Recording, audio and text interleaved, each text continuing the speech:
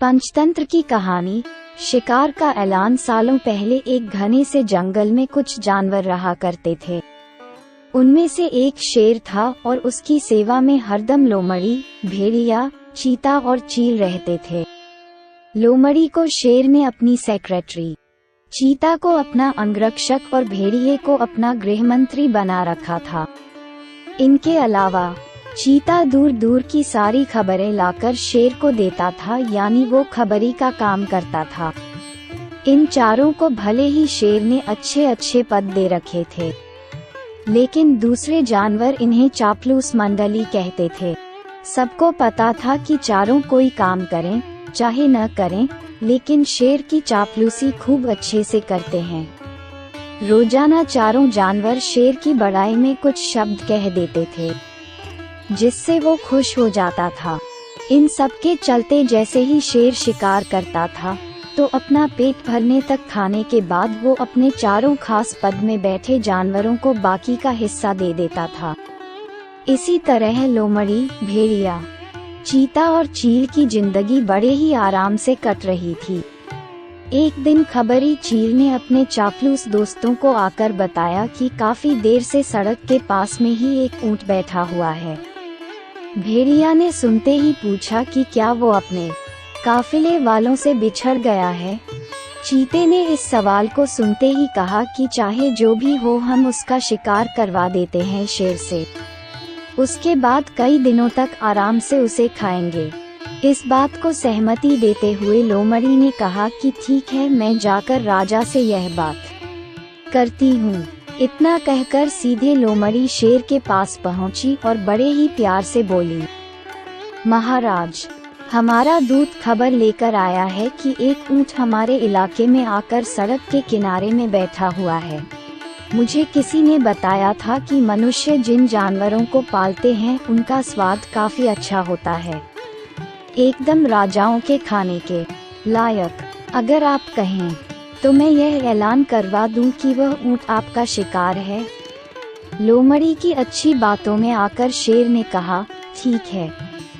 इतना कहते ही वह उस जगह पर पहुंच गया जहां ऊंट बैठा हुआ था। शेर ने देखा कि वो ऊंट काफी कमजोर है और उसकी आंखें भी काफी पीली हो चुकी हैं।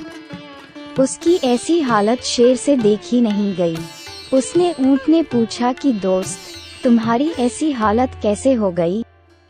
कराहते हुए ऊंट ने जवाब दिया, जंगल के राजा, क्या आपको नहीं पता कि सारे इंसान कितने दयाहीन होते हैं? सारी उम्र मुझसे एक व्यापारी ने माल धुलाया, अब मैं बीमार हो गया तो उसने मुझे अकेले मरने के लिए छोड़ दिया। उसने सोचा कि मैं उसके किसी काम का नहीं रहा, इसी वजह से अब वो मुझे अपने साथ नहीं रख रहा है और न ही मेरा इलाज करवा रहा है। अब आप ही मेरा शिकार कर दीजिए ताकि मुझे इस दर्द से मुक्ति मिल जाए। इन सब बातों को सुनकर शेर काफी दुखी हुआ। उसने ऊंट से कहा कि अब तुम इसी जंगल में रहोगे हमारे साथ, यहाँ तुम्हें कोई भी नहीं मारेगा। मैं ऐलान कर देता हूँ कि तुम्हारा शिकार कोई जानवर नहीं करेगा। शेर की इस दयालुता को देखकर चारों चापलूस जानवर दंग रह गए। धीमी आवाज में भेड़िए ने कहा कि कोई नहीं, बाद में इसे किसी तरह से मरवा देंगे। अभी जंगल के राजा का आदेश मान लेते हैं। ऊंट अब उसी जंगल में आराम से रह रहा था। अच्छे से हरी घास खाते खाते ऊंट एक दिन बिल्कुल स्वस्थ हो गया। वो हमेशा शेर के प्रति आदर भाव रखता था और शेर के दिल में भी उसके लिए दया और प्रेम की भावना थी। अब शेर की शाही सवारी भी स्वस्थ ऊंट निकालता था। वो शेर के चारों खास पदाधिकारी जानवरों को अपनी पीठ पर बैठाकर चलता। एक दिन चापलूस जानवरों ने जंगल के राजा शेर को हाथी का शिकार करने के लिए कहा। राजा भी मान गया, लेकिन वो हाथी पागल था। उसने शेर को बुरी तरह से पटक दिया। किसी तरह से शेर पागल हाथी से बच तो गया, लेकिन उसे काफी चोट लग गई। अब बीमार शेर बिना शिकार किए किसी तरह से अपनी जिंदगी जीने लगा। उसके सेवक भी भूखे थे। उनके मन में हुआ कि आखिर ऐसा क्या करें कि कुछ खाने को मिल जाए। फिर उनका ध्यान हटे कट्टे हो चुके ऊंट पर गया। सबने मिलकर एक तरकीब सोची और राजा के पास चले गए। सबसे पहले भेड़िए ने कहा कि महाराज, आप कितने दिनों तक भूखे रहेंगे?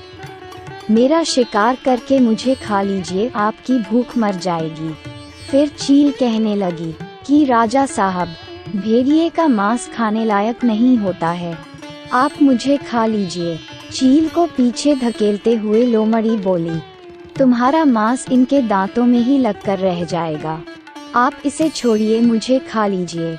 एकदम से फिर चिता बोला कि इसके शरीर में आपको सिर्फ बाल ही मिलेंगे, आप मुझे खाकर अपनी भूख मिटा लीजिए। ये सब उन चापलूस जानवरों का नाटक था जिसे ऊंट नहीं समझ पाया।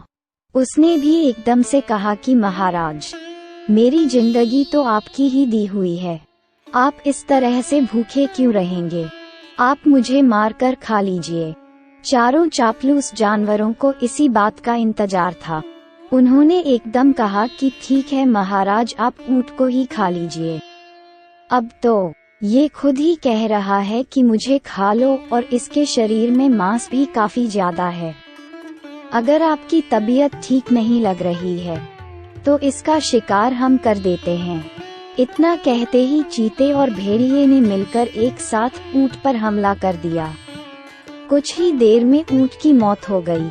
इस कहानी से सीख यह मिलती है कि अपने आसपास चापलूस लोगों को नहीं रखना चाहिए, वो हमेशा अपने फायदे की ही सोचते हैं। दोस्तों, अगर आपको हमारी वीडियो अच्छी लगी हो तो वीडियो को लाइक और शेयर करें और चैनल को सब्सक्राइब करें। धन्यवाद।